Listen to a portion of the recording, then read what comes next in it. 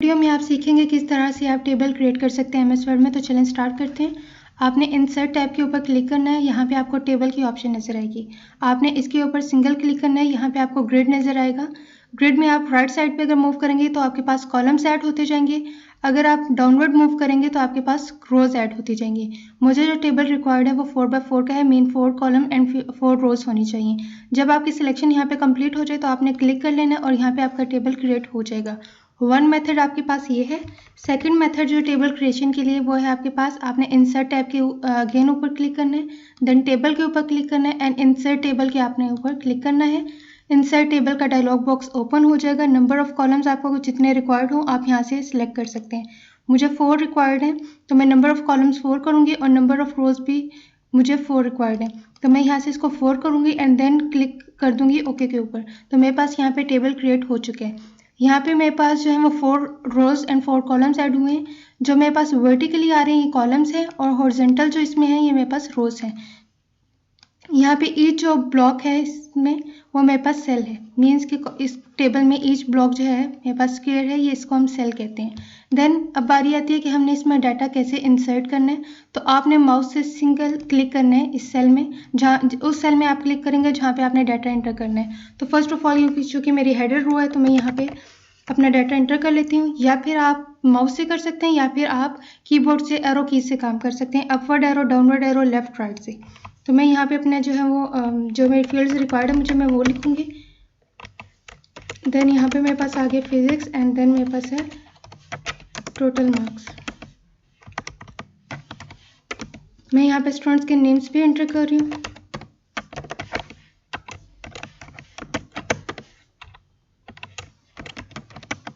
और यहाँ पे जो है मैं मार्क्स एंटर करूँगी। अब मैं यहाँ पे मेरे पास टोटल जो मार्क्स थे वो 200 ही थे। अब आप ये सीखेंगे किस तरह से आप न्यू रोज इंटर कर सकते हैं इस टेबल में। फॉर एग्जांपल सोनिया से अबव मुझे एक रो ऐड करनी है तो मैं क्या करूँगी, इस सोनिया के सेल के ऊपर जाऊँगी और यहाँ पे राइट पे मुझे लेफ्ट साइड पे मुझे एक प्लस का मार्क नजर आएगा। आपने इसके ऊपर क्लिक करना है और आपके पास रो ऐड होती जाएगी। अब फॉर एग्जाम्पल सोनिया से बिलो मुझे 4 रोज ऐड करनी है तो मैं कैसे करूँगी, इसके नीचे जाऊँगी एंड जो मेरे पास रो है इसके एंड पे क्लिक करूंगी सिंगल और इसके कॉर्नर पे आऊंगी। जब प्लस का साइन आ जाएगा तो मैंने क्या करना है, इसके यहाँ से रोज ऐड कर लूंगी। जितने मुझे रोज रिक्वायर्ड हैं इसके बिलो मैं उतनी बार इसको प्लस के साइन के ऊपर क्लिक करती जाऊंगी और मेरे पास रोज ऐड होती जाएंगी।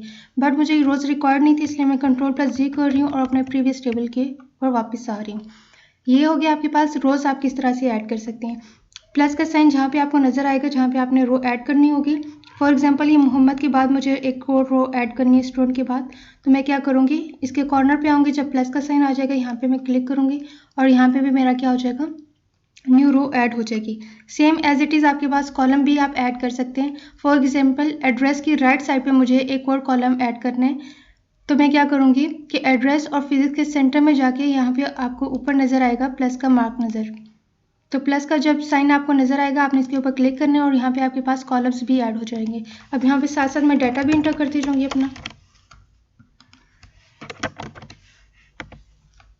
एंड यहाँ पे मैं अपना डाटा भी इंटर कर रही हूँ और मैं कंप्यूटर के मार्क्स भी इंटर कर रही हूँ साथ साथ। आपने एरो की से काम करना है और साथ साथ आपने इस तरह से आप क्या कर सकते हैं, अपना जो डाटा है आप इंटर कर सकते हैं। यहाँ तक आपको ये आइडिया हो गया कि किस तरह से आप रोज एंड कॉलम्स को ऐड कर सकते हैं। सेकंड मेथड मेरे पास एक और है जिसमें आप क्या कर सकते हैं कि फॉर एग्जांपल यहाँ पे नेम है, नेम के स्टार्टिंग में मुझे एक सीरियल नंबर का कॉलम चाहिए तो मैं क्या करूँगी, आपको टेबल डिज़ाइन से नेक्स्ट आगे नजर आएगा लेआउट, आपने इसके ऊपर क्लिक करना है। देन आपको रोज एंड कॉलम्स का ग्रुप नजर आएगा। इसमें मैंने बताया था जैसे कि जो आपके पास रोज होती हैं वो क्या होती हैं, हॉरिजॉन्टल होती हैं और कॉलम्स वर्टिकली होते हैं। तो insert below and insert above जो है आपके पास रोज की एडिशन के लिए होता है कि आपने रो को इंसर्ट अबव करना है या इंसर्ट बिलो करना है। इंसर्ट लेफ्ट और इंसर्ट राइट जो है आपके पास कॉलम्स को इंसर्ट करने के लिए यूज होता है। तो चूँकि मुझे नेम की लेफ्ट साइड पे कॉलम चाहिए तो मैं क्या करूँगी, यहाँ से इंसर्ट लेफ्ट करूँगी तो यहाँ पे मेरे पास न्यू कॉलम ऐड हो जाएगा।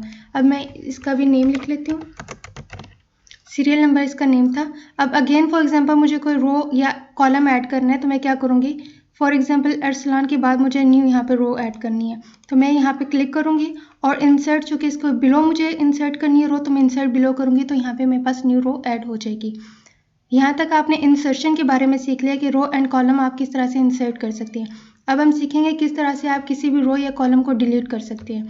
तो यहाँ पे ये जो सीरियल नंबर का कॉलम है मुझे रिकॉर्ड नहीं है, मैं चाह रही हूँ कि मैं इसको डिलीट करना चाह रही हूँ, तो मैं क्या करूँगी, इस कॉलम में किसी भी सेल के ऊपर मैं क्लिक करूँगी। अगेन लेआउट में आपको रोज एंड कॉलम्स के ही साथ आपको नजर आएगा ये डिलीट के ऑप्शन, आपने इसके ऊपर क्लिक करना है। यहाँ पे आपके पास ऑप्शन है delete cells. Delete cells means कि यहाँ पे जहाँ पे आपका कर्सर ब्लिंक कर रहा है आपने इस सेल को डिलीट करना है। डिलीट कॉलम्स मीन्स कि इस होल कॉलम को आपने डिलीट करना है, डिलीट रो करनी है या डिलीट कंप्लीट टेबल करना है। अगर मैं यहाँ से डिलीट कॉलम करूँगी तो मेरे पास जो ये सीरियल नंबर का कॉलम है ये डिलीट हो जाएगा। अगर मैं यहाँ से डिलीट रोज करूँगी तो मेरे पास ये जो फर्स्ट रन का रिकॉर्ड है ये कम्प्लीटली मेरे पास डिलीट हो जाएगा। बट मैं चाह रही हूँ क्योंकि मुझे कॉलम को डिलीट करना है तो मैं क्या करूँगी, यहाँ से डिलीट कॉलम करूँगी तो मेरे पास ये जो कॉलम है ये डिलीट हो जाएगा।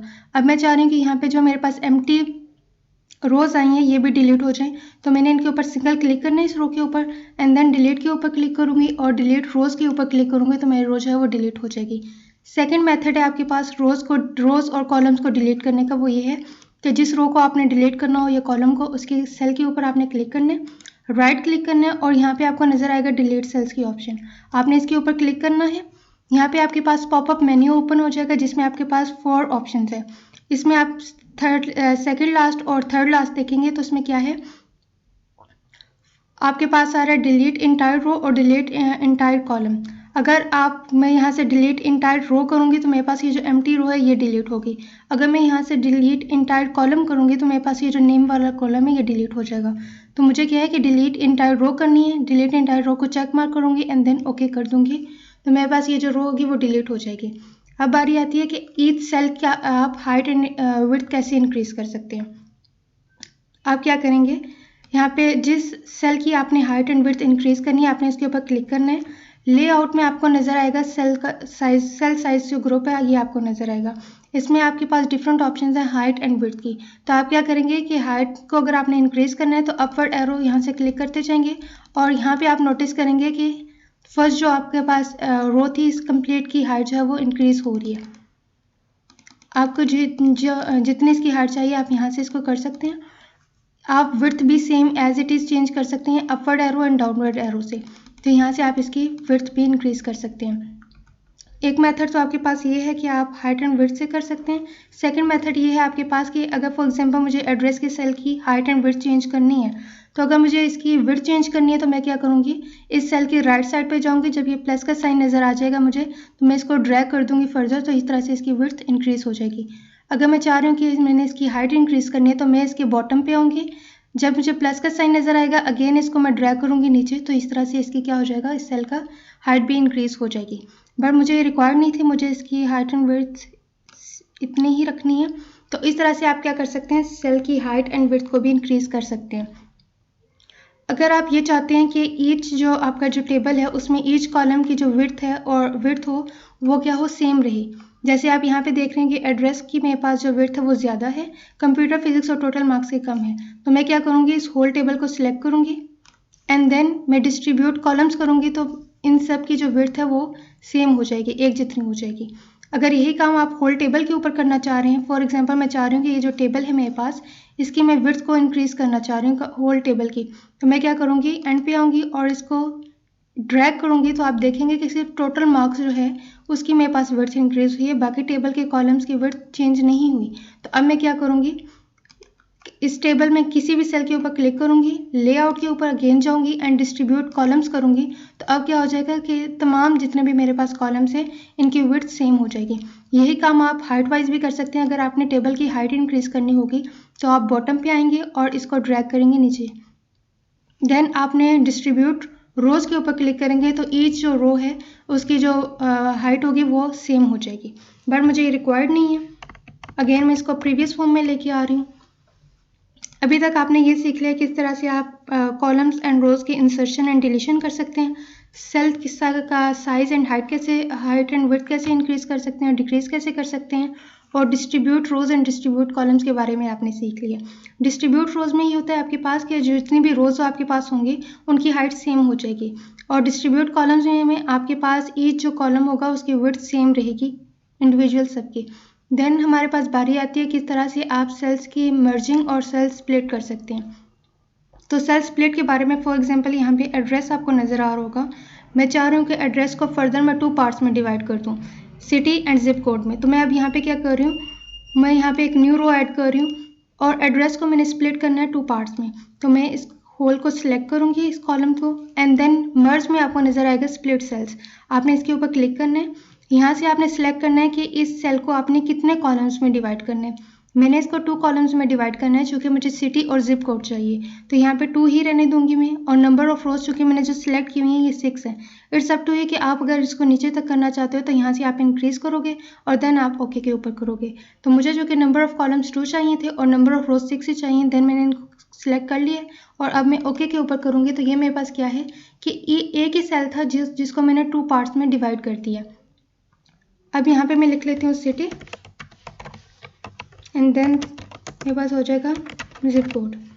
अब आप देखेंगे कि एड्रेस के लिहाज से मेरे पास इसकी जो विड्थ है इस सेल की बहुत कम है। तो मैंने अब इसको कैसे इंक्रीज करूँगी, आपने एड्रेस के जो है इस सेल के ऊपर क्लिक करना है और इसके राइट साइड पे जब प्लस का साइन आ जाए आपने इसको ड्रैग करना है फर्दर इसकी विड्थ इंक्रीज करने के लिए। अब यहाँ पे आप देखेंगे कि सिटी की विड्थ कम है और जिप कोड की ज़्यादा है। मैं चाह रही हूँ कि सिटी और जिप कोड की जो विड्थ है वो सेम हो, मीन्स कि इनकी विड्थ इक्वल हो जाए। तो मैं क्या करूँगी, इन बोथ को सिलेक्ट करूँगी एंड देन डिस्ट्रीब्यूट कॉलम्स के ऊपर क्लिक करूँगी तो इन दोनों की जो कॉलम की जो विड्थ है वो सेम हो जाएगी। अब आप सीखेंगे किस तरह से आप इसके ऊपर अलाइनमेंट भी अप्लाई कर सकते हैं। तो अलाइनमेंट क्या होती है आपके पास कि यहाँ पे जो टेक्स्ट आपके पास लिखा हुआ है ये लेफ्ट अलाइनमेंट पे है। तो मैं अब इसकी अलाइनमेंट भी चेंज कर रही हूँ। मैं इस होल को सिलेक्ट कर रही हूँ एंड देन इसकी आपको अलाइनमेंट नज़र आएगी। अलाइनमेंट में मैं इसको सेंटर कर रही हूँ। सेंटर ऑल साइड से सेंटर में कर रही हूँ कि हॉरिजॉन्टली और वर्टिकली ये सेल के सेंटर में आए। यहाँ से आप इस टेक्स्ट का डायरेक्शन भी चेंज कर सकते हैं। अभी आपका टेक्स्ट जो है वो हॉरिजॉन्टली नज़र आएगा, मैं चाह रही हूँ कि ये वर्टिकली नज़र आए।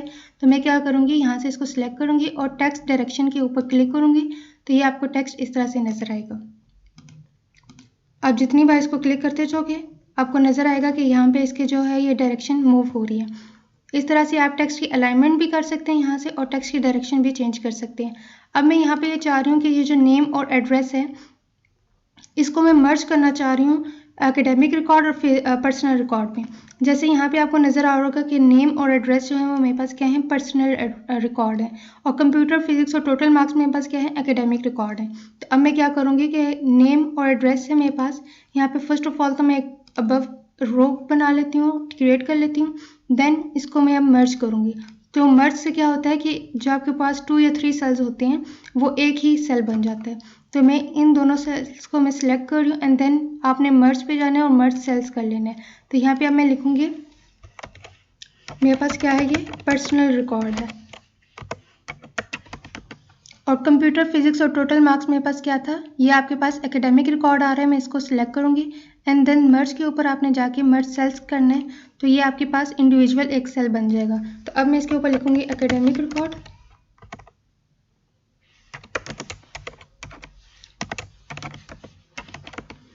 तो ये क्या हो गया मेरे पास कि यहाँ पे मैंने इस सेल को मर्ज किया था, इसको जो मर्ज किया पर्सनल रिकॉर्ड आया, पर्सनल रिकॉर्ड में फर्दर मेरे पास स्प्लिट किया हुआ है नेम एंड एड्रेस में, एड्रेस में मेरे पास फर्दर 2 आ रही है सिटी एंड जिप कोड। इस तरह से आप अपने टेबल में सेल्स को मर्ज भी कर सकते हैं, स्प्लिट भी कर सकते हैं। इसमें मैंने मर्जिंग अप्लाई की है, इसमें मैंने एड्रेस को 2 कॉलम्स में डिवाइड किया था, मीन्स के स्प्लिट किया था।